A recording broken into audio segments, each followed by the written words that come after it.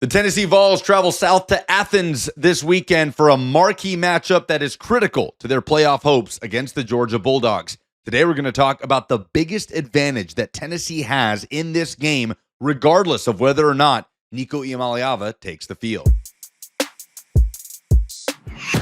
Hey, it's Lucas Panzica from 104.5 The Zone and A to Z Sports. Look, we don't know if Nico Iamaleava is going to play on Saturday, and of course, having your star quarterback gives you the very best chance to win in Athens. But whether or not Nico plays, there's one thing that Tennessee has been doing far better than Georgia this season that could help them pull off a win, even if Nico is not on the field. And that is in the trenches, winning up front, and the ability to run the football and stop the run. Tennessee has the number one rushing attack in the SEC this year, averaging 235 rush yards per game as a team. Of course, that's headlined by Dylan Sampson, who is in the midst of one of the best single seasons by a running back in Tennessee program history. He's already got the single season touchdown record that was set all the way back in the 1920s.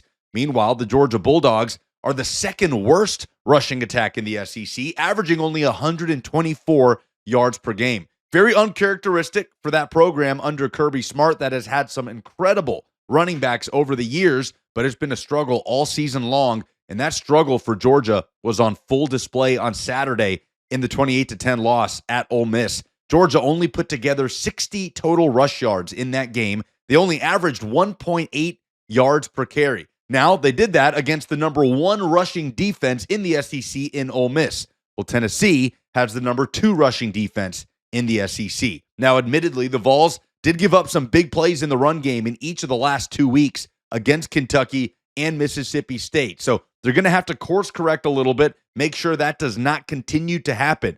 But for the most part, the body of work defensively for Tennessee, especially up front, has been remarkable in 2024. So the key for Tennessee, of course, especially if Nico Iamaleava does not play, is to continue to run the football at an efficient and productive rate, and defensively stop the run, force Georgia into third and longs that have really been a struggle for quarterback Carson Beck, who has thrown 9 interceptions in just the last 3 games. He has been a turnover machine. Tennessee's best chance to create unstable pockets and unfavorable third and long situations for Carson Beck is to shut down Georgia in the run game, something that is a strength of Tennessee's and a weakness for the Georgia Bulldogs. In that case, Tennessee will have the ability to pin its ears back, to send this top-tier pass rush headlined by James Pierce right at Carson Beck and try to continue to force him to make mistakes. Tennessee, everybody knows, will have a much better chance to be in this game and win it